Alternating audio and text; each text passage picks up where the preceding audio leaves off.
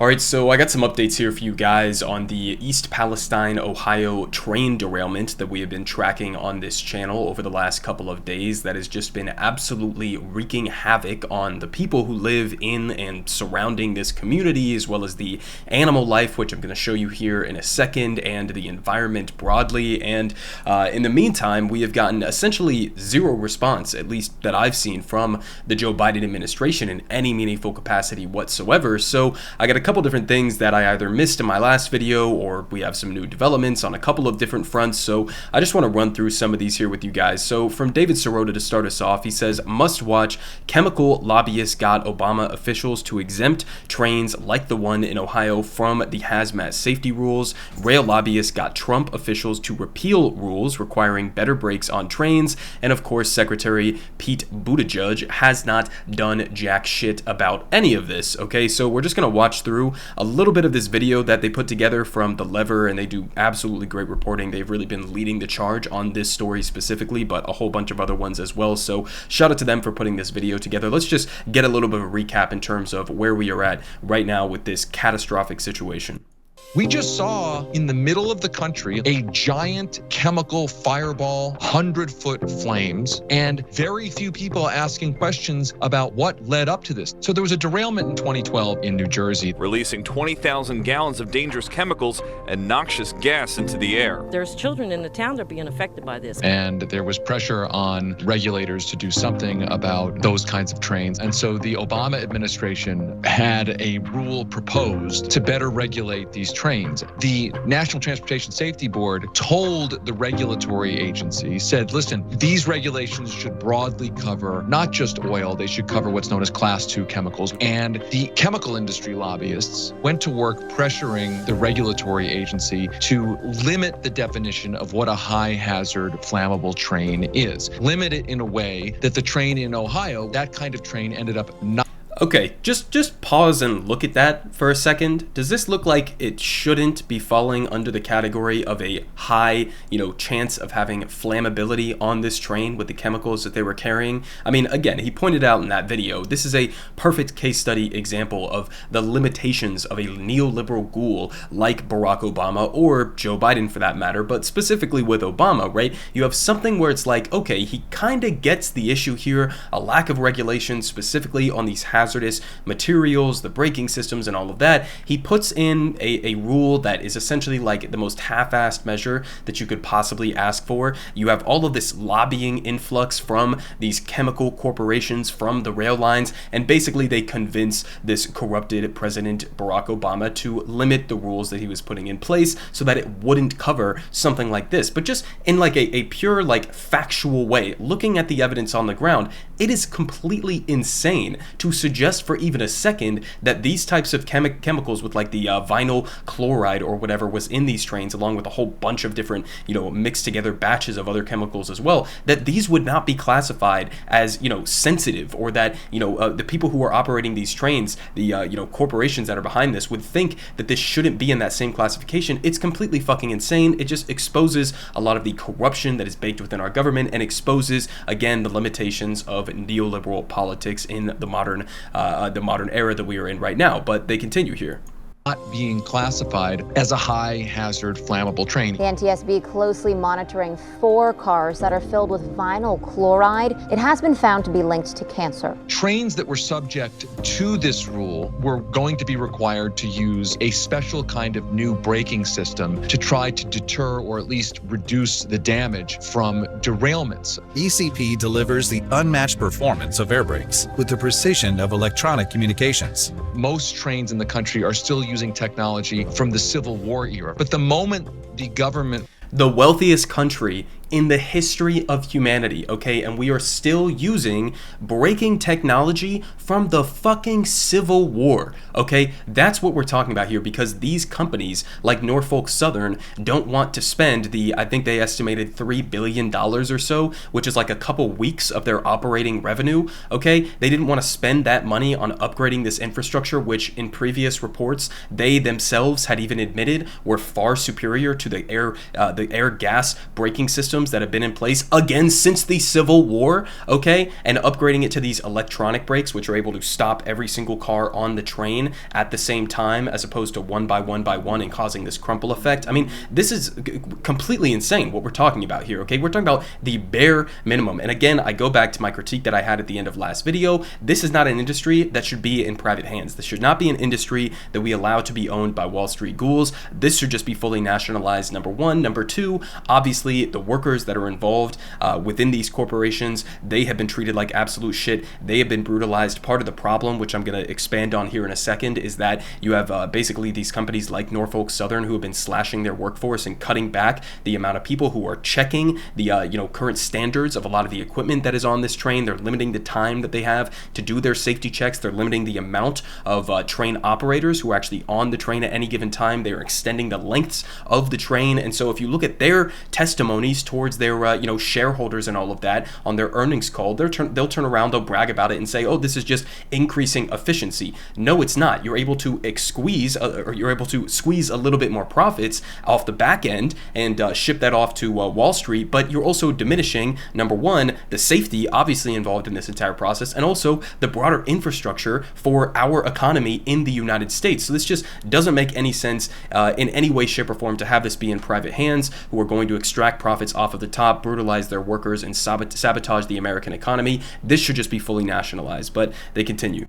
Was considering making it a mandate. The railroad industry's changed its tune. It cited cost concerns to pressure against that rule. We want to see federal regulations when they're necessary, not just in reaction to a headline in the Washington Post. Obama's rule included that measure to expand the larger use of those brakes on the nation's rail system. But in that 2016 election year, the Republican Party got about $6 million from the rail industry, and Senate Republicans started beating the drum for Trump to repeal the rule. Donald Trump repealed the brake rule so that the industry does not have to even start to use these kinds of brakes.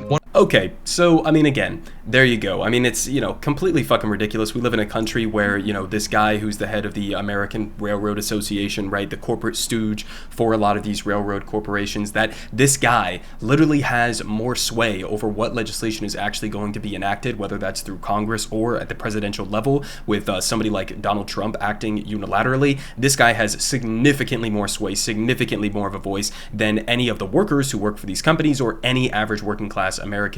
I mean, it's just like a, completely absurd, brazenly corrupt political system. And that kind of ties in to my current critique of the Biden administration as well, because again, as he points out here at the bottom, Pete Buttigieg has not done, let alone, as far as I've seen, even said anything about this situation in a meaningful capacity to the extent that he is, potentially going to do something about it. So again, you notice in that clip, Donald Trump got rid of the rule that was supposedly going to be put in place under the Obama administration with these brakes, these ECP brakes, right? He got rid of that rule unilaterally. It didn't require action through Congress. And so the response to that should be from the Biden administration, well, if he can undo that unilaterally, we can redo that unilaterally. So the question up in the air is like, where the fuck are you guys? And why are you not immediately doing this, right? I mean, again, Mayor Pete begged and pleaded to be put in this position at the head of the Department of Transportation because he has future presidential ambitions. This is what he has to show for it. I mean, we already had all of the airline debacles and that disaster, then sabotaging the rail strike and all of that, and now we're left with this absolute catastrophe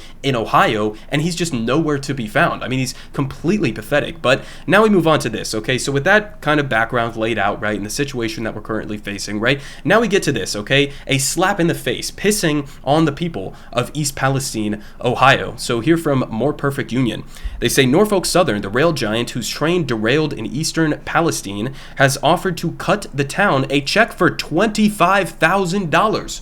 $25,000, okay? Keep in mind, this is a company that just recently, like this past year, decided to spend upwards of $10 billion just on stock buybacks to enrich their Wall Street shareholders, okay? $10 billion for stock buybacks, $25,000 for a community that you've just completely poisoned and destroyed. okay? We're talking about potentially, decades-long consequences here. Some people are comparing this to like our little mini, a Chernobyl disaster in the United States, okay? And, to some extent, that may be a little bit of an exaggeration, but at the end of the day, we're still talking about potentially thousands and thousands of people who have been exposed to toxic chemicals. We're talking about animals dropping dead that I'll show you here in a second. We're talking about poisoned waterways and a whole bunch of other, different tangential issues that are going to be lingering in this community and around the state for years and years to come. And this is what they have to show for it. $25,000 goddamn dollars. It works out to about $5 a person. So sorry if, you or your family members, your children end up getting cancer in a couple years, but here's $5. Go get yourself, I guess, like a Dasani water bottle to hold yourself over until potentially the waterways are cleared from these toxic chemicals we just willfully put into your community. I mean, it's just, again, a slap in the face on top of this already absurd situation that we're facing now. So then we get another update here from the Lever as well, just doing absolutely amazing work on this, right? They say there will be more derailments. Okay, so we talked about Pete Buttigieg hasn't really said anything major about this so far, but what's going on right now in the Department of Transportation? Where is their mindset right now?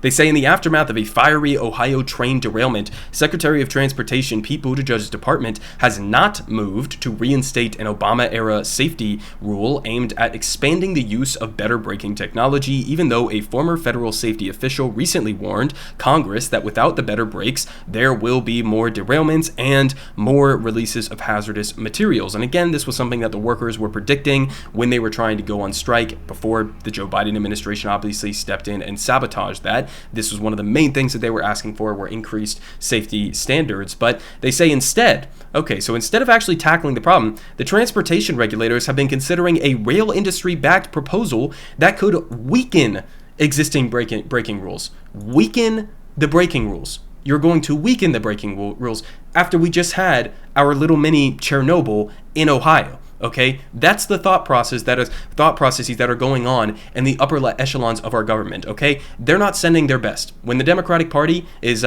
sending their potential future presidential hopefuls, not sending their best people, okay? We are literally stuck with this motherfucker, Pete Buttigieg, because he forced himself into this position, and they're thinking about weakening the rules in the aftermath of a disaster like this. I mean, again, I don't know how you possibly interpret this any other way than our government, both sides of the aisle, Republicans and Democrats, are just fully in the pocket of corporate America. They do not give a single solitary shit about average working class people, and the silence from them over these last couple of days has been absolutely deafening. But now I want to show you this, because this kind of ties in to, again, that critique that a lot of these corporations like Norfolk Southern have been slashing their workforce to the point where you don't have enough people to be able to potentially gauge some of these dangerous situations as they are playing out and be able to respond to them in real time, or to check the equipment before the trains actually go off on their venture, and making sure that everything is in working order. So, I mean, this is a video here from CBS Pittsburgh. You can see it right there at the beginning, and from the title down here, they say video shows sparks or flames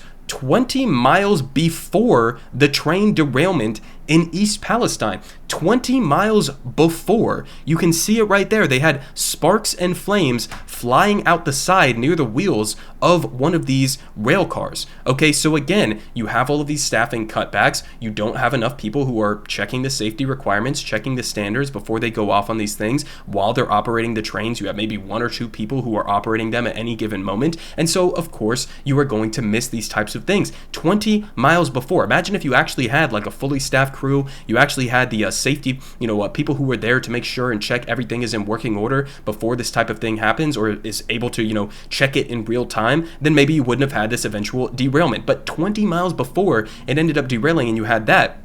Now, moving on to, again, some of these other tangential consequences that we have been seeing. Here from Imposter, he says some more information came out today about the chemicals on the train that derailed in East Palestine, Ohio. A hazmat specialist said, quote, "We basically nuked a town with chemicals so that we could get a railroad open." So let's watch a little bit of this video here real quick. I'm Stan Boney. It's now been 10 days since Norfolk Southern train derailed in East Palestine, and tonight we know more about the chemicals that were on the train. First News digital reporter Jen Rodriguez has been in the village today taking a closer look at what else was on that train. She has those details and much more in our top story tonight at 6.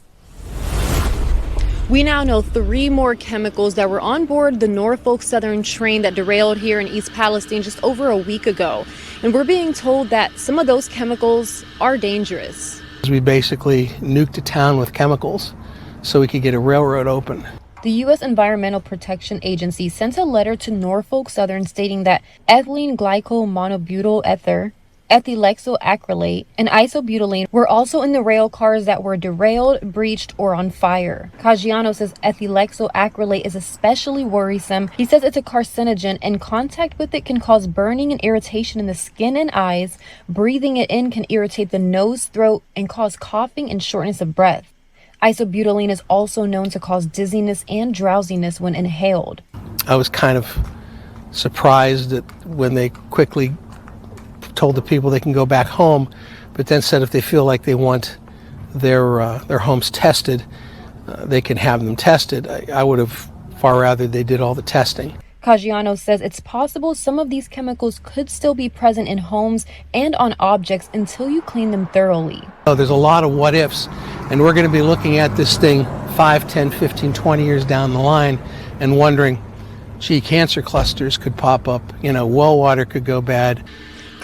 So, I mean, again, he said it there. You basically just decided to nuke this town with a bunch of toxic chemicals that are probably inevitably going to be causing people cancer, okay? Decided to nuke this town so that they could get the train back up and operating, right? Okay, so that was task number one. And then they turn around and they're telling all of these people, at first they told them, everybody clear the fucking area, right? This is a incredibly dangerous situation. Leave your homes, leave everything behind, get the fuck out of here, right? And then they turn around and they're like, oh no, just a couple days later, it's perfectly safe to come back. Bullshit, okay? That is utter and complete bullshit. You just heard from that specialist right there. He's talking about how they're basically offering people like, oh, if you want to get your house tested, we can come and do some testing. And then they also point out that, a lot of these toxic chemicals could be around unless you do like some sort of like deep scrubbing and cleaning of your entire environment around you. And then that doesn't even get into, the waterways and all of the other environmental impacts that this is going to have with people's pets that have been dying off and all of these other things, right? I mean, this is going to be a disaster for years and years and years into the future. And of course, you had the the government that is stepping in there to ignite the flame initially to try to I guess control it or something, which is what they were saying. I don't know what the actual explanation is there, but that was their claim. And so you explode this giant toxic fume of gas into the air, and then you have people reporting like acid rain that is falling down in certain areas with all of these toxic chemicals within it. I mean, it's just a fucking disaster top to bottom. And so we had a couple different other things that I wanted to get to here. So this is another one, right? So I'm going to move these up because this makes more sense in the order. But so essentially, on top of what he was just saying there with potential exposures to human beings down the line with exposure to carcinogens and all of that, right? You also have this here from Status Quo. They say blood tests are showing a raised liver enzymes and chloride levels that are on the high end of normal and lungs that are inflamed, according to Taylor Holzer, a fox keeper just outside East Palestine where the explosion evacuation was occurring. And he says one of his foxes died after the explosion. Others are showing signs of neurological problems, saying they act lost. Okay, so we have impacts on animal life. Guess what? If it's impacting the animal life, it's going to be impacting humans, again, to the same extent. We have this one as well from Newsweek. Hundreds of dead fish found after the Ohio train releases toxic chemicals. Okay, so we have waterways that are being infected, fish that are showing up dead, people's pets that are dying, foxes are dying, chickens I've seen dying, and of course you have that exposure to human beings. Maybe it'll take a little bit longer for the actual effects to set in, but that is what we are going to be looking forward to in the next couple of months and years. So now we have this follow-up here. We had a couple of responses from some members of Congress in the aftermath of this and with the utter silence coming from the Biden White House. So Rashida Tlaib says here, the rail industry continues to put profits over the health of their workers and our residents. This train derailment has burned off hazardous chemicals and fumes linked to cancer that are toxic to this community and our environment. Secretary Pete must ensure this never happens again. So giving a little, call out there to Mayor Pete directly. I guess a little bit of credibility there to Rashida for saying this, but it's kind of the bare minimum. I would think that everybody should be coming out and directly calling on Pete to do specific things, not just saying that, oh, maybe he should ensure that this doesn't happen again. No, we have the actual, policies that were gutted by the Trump administration. We saw what the, lack of regulations under the Obama administration ended up producing. No, you need to just directly and with full force confront the power of these railroad corporations. regulations. Maybe you could have started, I guess, a couple of months ago by not busting up the strike that the workers who work at these companies were trying to engage in to make demands for things like safety standards. But, if you want to look to right now, again, I would argue you nationalize the industry entirely, but obviously that's not really on the table right now in an immediate sense. But what is on the table in an immediate sense is Mayor Pete could reinforce some of those regulations that the Obama administration was trying to put in place years ago. Okay, so again, no statement from him so far, no response to this, at least that I've seen. We also had this from Jamal Bowman. He says nearly 1 million pounds of vinyl chloride were on this train. Now the EPA has confirmed that it has entered the Ohio River Basin, which is home to 25 million people. Okay, he says this is one of the deadliest environmental emergencies in decades, and no one is talking about it. Okay, so I mean, again, 25 million people. So when some people are coming out and making comparisons to like our, having our mini Chernobyl here in Ohio, it's not that hyperbolic, okay? This is an absolute catastrophe. Obviously, this happened to, occur in a smaller town in East Palestine where, fortunately it wasn't like literally in the immediate vicinity of like millions and millions of people. But now you have all of these other second and third order consequences with animals dying, exposure to carcinogens for the population who live in and around this community. We don't even know what the fuck the actual radius is that, will be affected by this disaster. But then on top of that, you have all of these other, potential consequences with the waterways becoming infected with a lot of these toxic chemicals that could potentially be going to the water supply for millions and millions and millions of people. Okay, so there's your update on this story right now. Still seems like there's, to a large extent, media silence, at least at the national level, on this story. So that's why I'm going to keep harping on this. It seems like we're getting a little bit of traction with some members of, some members of Congress, with some members of the squad coming out and talking about this now. But I mean, this is still a drastically unreported on story that needs to be getting a lot more attention, and we need to, number one, obviously again be pushing to put in place a lot of those regulations. But number two, my other main takeaway from this, beyond just taking this out of the hands of Wall Street ghouls and private individuals and corporate America just as an industry in and of itself, my other point would be these fucking executives at these corporations like Norfolk Southern need to be tried. They need to be charged. They need to be thrown behind bars, because this is just utter criminal negligence, and I don't see how you could possibly interpret it in any way, shape, or form outside of that. I mean, again, you have a company that knew years and years and years ago, even told the government that yes, these different braking procedures with the ECP brakes are far superior. We know that they could have potentially at least mitigated, if not prevented, this type of disaster from even happening in the first place. Then they turn around and they lobby the government and press to not have these rules in place. Okay, so they're lobbying the government to gut these regulations, knowing that they are not going to be spending their money on making those improvements to reduce the risk of something like this from happening. They're spending tens and tens of billions of dollars on stock buybacks to enrich their wealthy shareholders, their CEOs, their executives. They're brutalizing their workers. When you go back to the rail strike, one of the main demands was just like paid sick leave. I mean, they're asking for the bare minimum in these fights that they have been engaging in. And, they've been doing all of this while potentially putting at risk, or now literally putting at risk, millions and millions of people around the country, and also the American economy on top of that. So, I mean, again, I think you should definitely at least be, trying to hold them accountable on the legislative front. But beyond that, again, I think this is something that, would definitely warrant criminal consequences for a lot of these rail line executives. Everyone is saying good Politic guy has the best Politic. Believe me, no one does it like him.